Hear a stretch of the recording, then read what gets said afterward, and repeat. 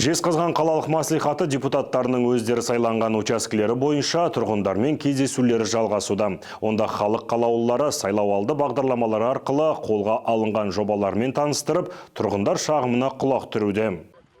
Депутаттардың кезекті кездесуі Бекболатсай және Қостангелді елді мекендерінде өтті. Мұндағы халықпен жүздесуге қала әкімі Қайрат Шайжанов та арнайы келді. Тұрғындар көтерген мәселелердің дені коммуналдық салада болды.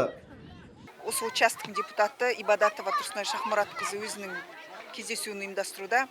Бұл аталған осы ауданда көптеген проблемалық мәселелер бар. Оған дейін Тұрсынай Шахмұратқызы өзінің әлеуметтік желіде тұрғындарымен ашқан чатында проблемалық мәселелерді қозғап, ол яғни жарықтандыру, жол, аялдама, балалар алаңы, сонымен қатар осы жердегі жылу мәселесі, газға көшу мәселесі, осының барлығы талқыланған болады.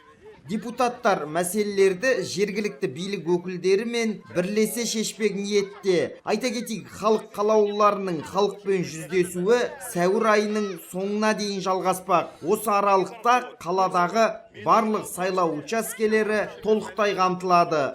Мұқағали Сейітқазы, Сергей Майкович, Ұлытау телеарнасы.